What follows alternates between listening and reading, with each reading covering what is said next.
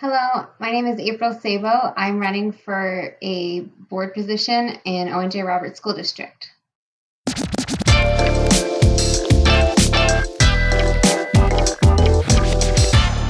School boards are the foundation of our community. They are the community's voice in public education, and in many ways, they are our first entry into civics. However, when election time comes around, there is often very little coverage about the candidates and the office itself. Therefore, Indivisible and Chester County Marching Forward have come together to introduce some of the candidates running for school board director this year. April, I appreciate you taking the time and having this conversation with me. Now, given all of the public discourse of recent months, what about being a school board director is exciting or inspiring to you? I decided to run when I actually started, attending the last couple of months, the school board meetings, and I wanted to be part of the team that was making some of the decisions that affect our children. And part of that is advocating for people whose voices aren't always heard. That is awesome because I am a firm believer that everyone's voice should be heard. So I appreciate you trying to have your seat or having a seat at the table and then raising the voices of everyone in Owen J. Roberts School District. So let's imagine that you've won your campaign and you're on the school board. What are your top three priorities that you want to accomplish that would make your first term successful? That's a great question. I think the most important thing, just based on the division right now, but related to the pandemic and some of the other country events that are happening, is unity. I think we need to find a way to bring people together and to work together and be respectful and feel like everybody is valued. For our district personally in ONJ, we have a lot of trust issues, not just with within the community, but with our district, with our students, and with our parents. For example, we've had some Title IX reports done. We've had some investigations, and I think there's a lot of trust building that needs to happen in order for that community to come back. I also think that we need to take a really hard look at the effects of the pandemic with short-term and long-term. There are so many pieces to that puzzle through mental health and the education that it's something we're going to have to think about for years to come. And we need to do some major work very quickly in the short term to be able to help our students and our teachers through this. Oh my goodness. I'm so glad that you said and our teachers because I'm not sure if you know or not, but I am a teacher. And in my district, we are doing a lot and we're talking about social emotional learning. And we're always talking about it from the lens of the students. And while they are extremely important, I mean, they're the number one priority of schools, right? The people that teach them, we kind of need that social emotional learning as well. If you're a lifelong learner, right, you always have some capacity to learn. And those coping mechanisms and that mental health piece, really from top down or ground up, it really is going to affect everyone. So I appreciate that. I appreciate that in your answer. Thank you. Now that is a very lofty goal. So what do you think are your three biggest strengths that you could bring to the table? And how do you see those strengths benefiting all of your constituents? I believe I'm a very good advocate. I've had to advocate on multiple occasions through multiple positions in my life. I'm a special needs parent, so I've had to learn. I've had to educate myself on multiple occasions to do what's best for my son. I'm also a pediatric nurse, so advocating for my patients is number one. And sometimes that means that I don't agree with what my patients want, but that might be what's best for them in that moment. And I need to make it happen. I need to find a way that their voice can be heard. So I think advocating is one of my big strengths. Whether I agree with that perspective or not, I'm just going to do what's right for the student, for the patient, whoever is in front of me and needs me at that moment. Another one I think is through advocating is the ability to listen and listen to understand. I think that's an extremely important thing to have because there are so many perspectives out there right now, and people are emotionally charged behind all of these perspectives. And in order for somebody to listen to you and to understand your perspective, you need to listen first, and try to work together to come to some sort of agreement or ability to educate each other. I love that, educating each other, right?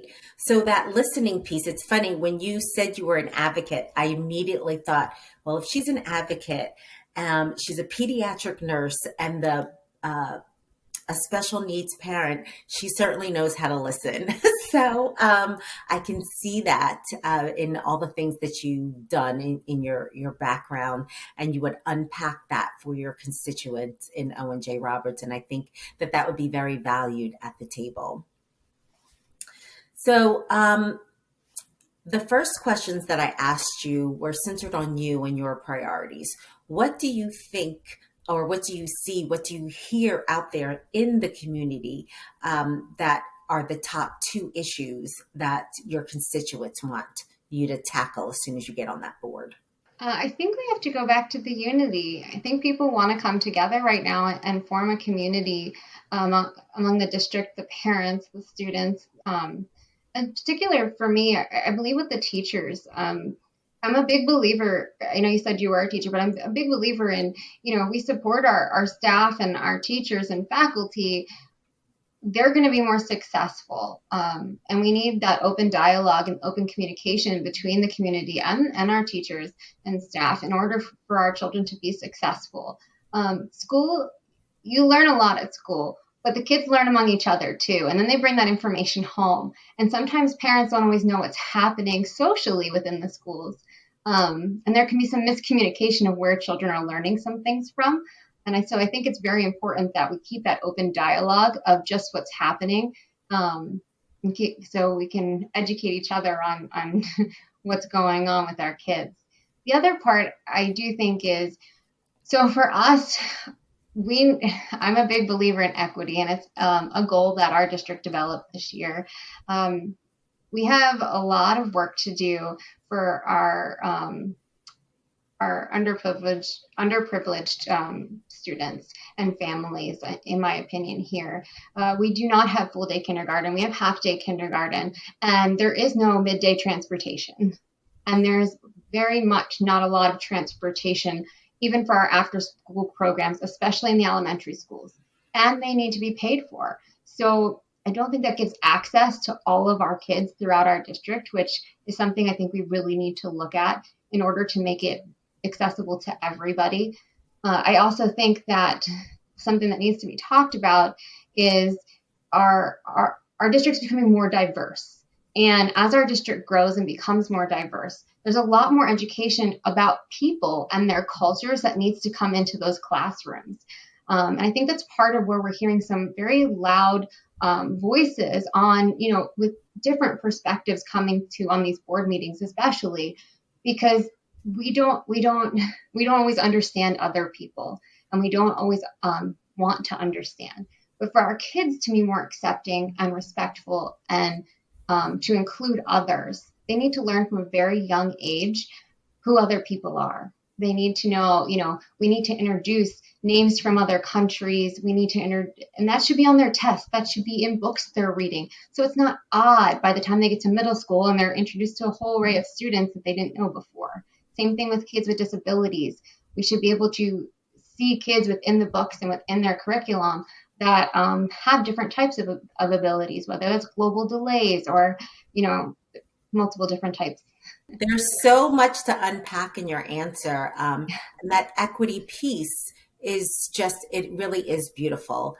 So I grew up in New Jersey. I married a man from Michigan. And when our friends got together, they called me the United Nations because I had friends from everywhere across the globe. And I do think that that had to do with one, my mother was a teacher, and that I went to school in the South and then I lived out in the West and I ended up back here on the East Coast. But just that ability to see other people and see the world and sort of absorb it and make it part of my own. And my mother's a reading resource teacher, and so reading books and while we didn't travel outside of the country, when you read a book, you can go anywhere, right? And that also allows you to expand your mind. And so I definitely think I hear that in your answer is that that's what you want for all students. And that is quite a lofty goal. If I were an elementary school teacher, I'd put a gold star on your paper. So kudos to you for that. So before I let you go, can you tell me one or two things that we wouldn't know about you if we looked you up on Facebook or Instagram? I'm pretty open about being a special needs parent. My son has Down syndrome. Um, that's a hard question. That's the hardest question I asked you. Right. I think mental health. We have a lot of mental health disorders in our family, so that's been a major part of my life, and my kids' life, to be honest with you. So I think mental health has a special part in my heart, and I think it's something that really needs to be focused on, even before the pandemic, but especially after, not after at this point, but during and after. We're really going to need to address. Our kids were isolated for a very long time by themselves, and that's a whole another thing to unpack. And they have to readjust to society, and society doesn't look the same now. So I think mental health is something that I'm extremely passionate about, and maybe not everybody is aware of that. So that's great. And so here's a fun fact is like that's the social emotional learning. That is what I teach. I'm a special education teacher. And I teach those coping mechanisms and we talk about emotions. And you're right. That is something that we need to bring to the forefront, and we need to start doing that at an early age to erase that stigma. So there's that equity piece again. So you've got a lot of work to do. I wish you a lot of luck on your campaign, and thanks again for coming out and speaking with me this evening. Thank you. It was nice meeting you.